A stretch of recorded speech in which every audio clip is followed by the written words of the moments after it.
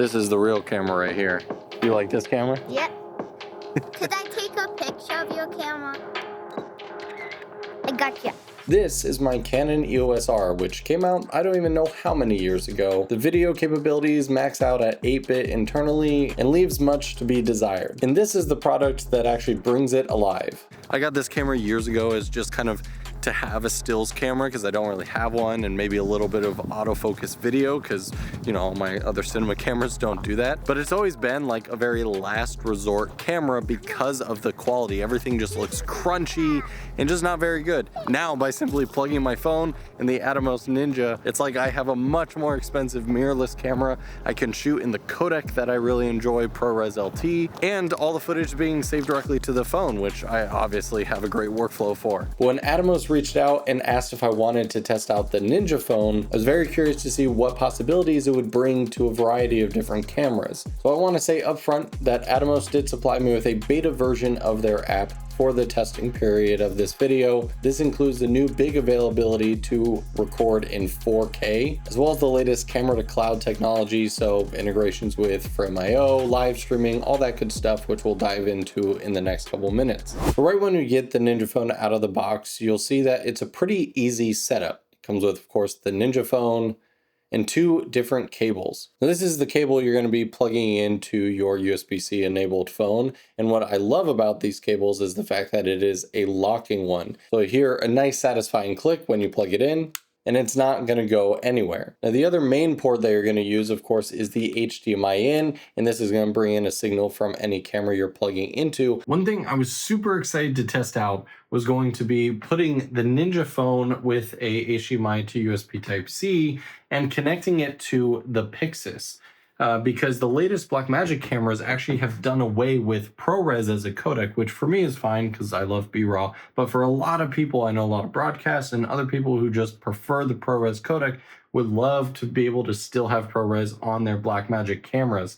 And unfortunately, because the HDMI to USB-C, something with the, I'm guessing on Blackmagic's end, it's just not being recognized on the phone, like nothing, just the preview never shows up. However, I did connect a regular HDMI to HDMI from my Pocket 6K Pro to the Ninja phone, and that worked. Of course, the 6K Pro already has ProRes, but I know the 6K full frame does not. So if anyone out there picks up the Ninja phone, has a 6K full frame, which I believe doesn't have ProRes on it, it's just like the Pixis, let me know if it works, because that could be an excellent hack for all Blackmagic camera owners to get ProRes back on those cameras. But it actually has 2 extra USB-C ports on here. One is going to give you power, and the other one is going to be for an extra USB-C accessory like a microphone. Now, of course, as you can see, it also has the hookup for a NPF battery, and this is what I run most of the time. I'm not plugging into power. And what is nice is as soon as you plug in your phone and power the system on,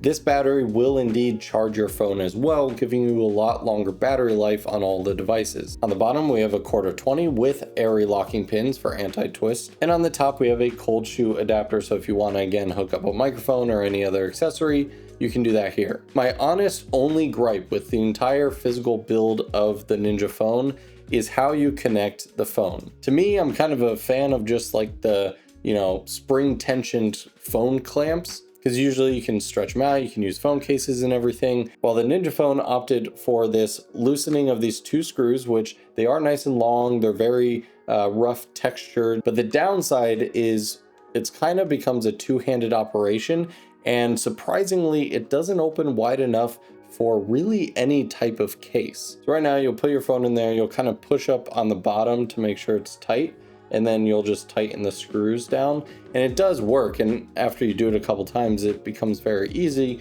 and it's definitely not going anywhere. But if I install even a thin phone case like this, unfortunately, it's just not going to be able to really get in there at all. If I were to ask for any change or development of the physicality of this product, that would be my only thing to point out. Other than that, I love how light and compact the overall product is. Especially when you're already running out with a pretty compact camera setup, you're not going to want a whole bunch of heavy accessories and things to to rig up and cages and all that. So I just put one of these monitor mounts on the bottom, take whatever your camera's HDMI, and here it's mini or micro, whichever one this is, into full-size HDMI on the Ninja phone. Clamp your phone in like I showed you before, and plug in the phone's USB-C cable. And you can see that the setup is no more complicated than if you just attached an extra small monitor on the top of your camera. So all we have to do here is go on the back of the Ninja phone and click the power button to turn it on.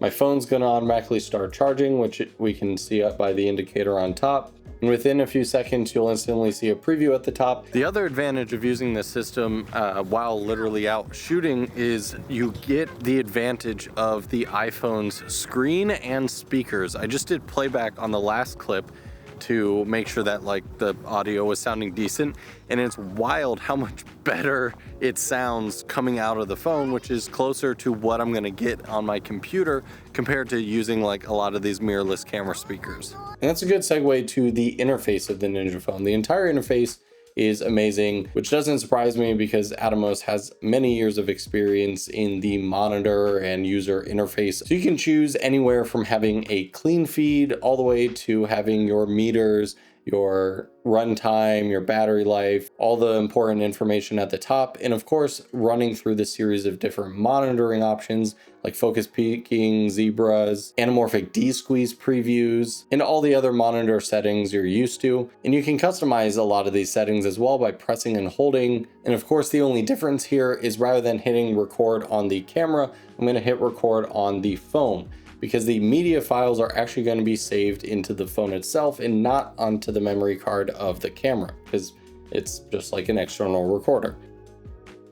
So if we go into the settings here, we can see Ninja input, video format, we have Rec. 709 and HLG. Atomos definitely recommends to get the most out of the camera, you want to switch to HLG. And then video orientation, you can lock it to one, but it is nice that it auto rotates, in my opinion, so you can get horizontal or vertical content pretty easily. And for the codec, you can go through all the different variety flavors of ProRes. If you know me, I love the ProRes codec. While it of course produces bigger files than HEVC or H.265, plays back really nicely on such a wide variety of products. And of course the quality is amazing as well, even in low light. Right now, we've been out here for a bit, sun's going down. I'm now at 1600 ISO, and over there I shot 3200 ISO, which is ISO levels I would never dream of pushing this camera to. Honestly, anything past like 640 or 800 in video mode is borderline unusable. Just like, you get the shot, but it's usually going to be a noisy mess. I'm curious because ProRes is excellent for low light and less noise. And so as a codec and everything, I'm very curious to see how this turns out, because on the monitor, it's looking pretty good. But let me know in the comments, what do you guys think? Is this looking pretty good for 1600 ISO?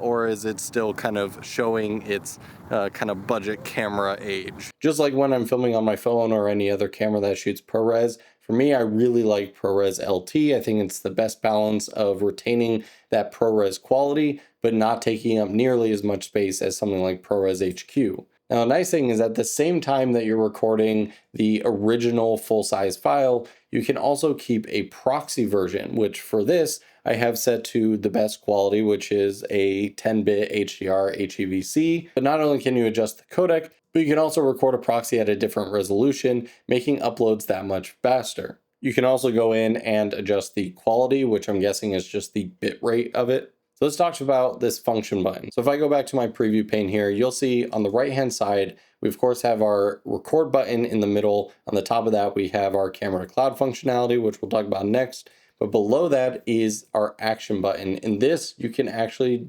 choose between a variety of different things. So we can go in here.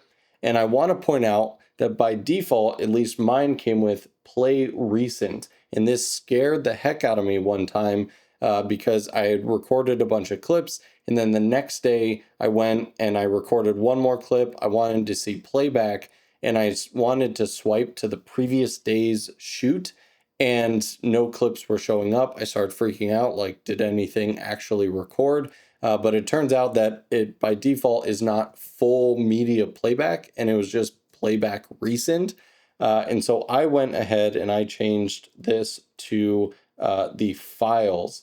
And this is actually accessing within the Files app, it creates a Ninja Phone folder. And so this accesses the full folder so you can see all of your clips really easily. But now let's talk about the camera to cloud. And again, keep in mind, this app is currently in beta. So if you go to check for firmware updates and you don't see it at the time of this recording, you may not be able to, but hopefully in the near future, you will be. So if we tap the Atomos Cloud Studio here, we can set up for streaming if you want to go straight, live stream to YouTube, Twitch, wherever. If you have Atomos Cloud Studio Space, you can log in to that here and upload straight to there. I personally use Frame.io.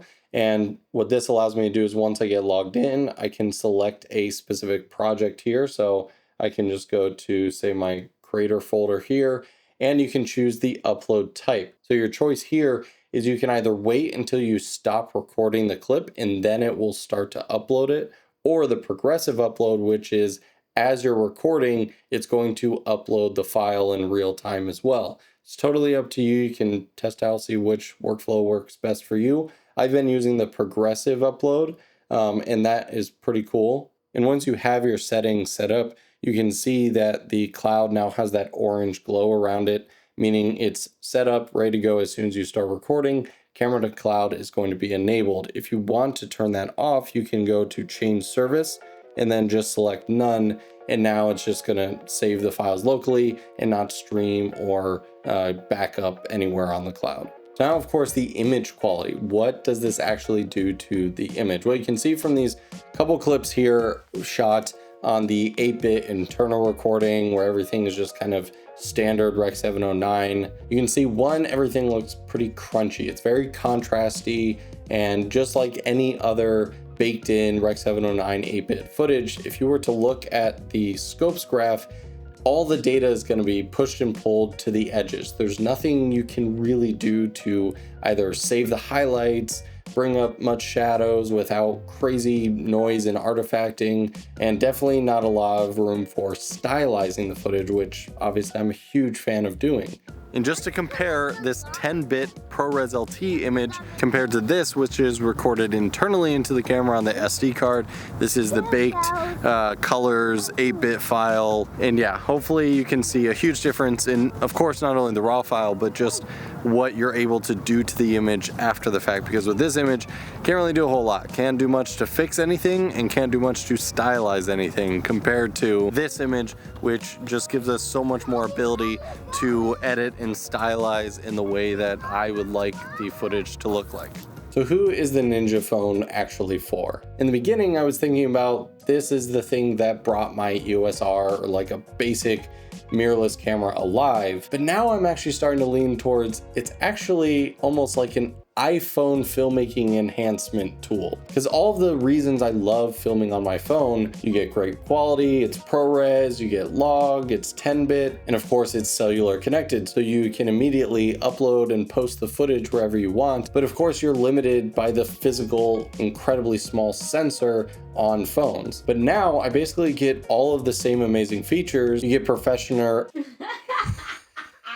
So I'm a professional videographer. You get professional monitoring tools, and you get access essentially to a full frame or much larger physical sensor that's going to give you much better quality than a phone can. And considering you can pick up a EOS R right now on eBay for around $800 or $900 and other similar cameras that are even cheaper, even though this is an extra accessory that you'd buy for the same price of a more budget-friendly camera, the Ninja Phone, you can give yourself the same quality as those mirrorless cameras that cost thousands of dollars just by themselves. But as always, I'd love to hear what you guys think about it in the comments below. Huge shout out again for Atomos for sending out the Ninja Phone and sponsoring this video. I'll see you guys in the next one.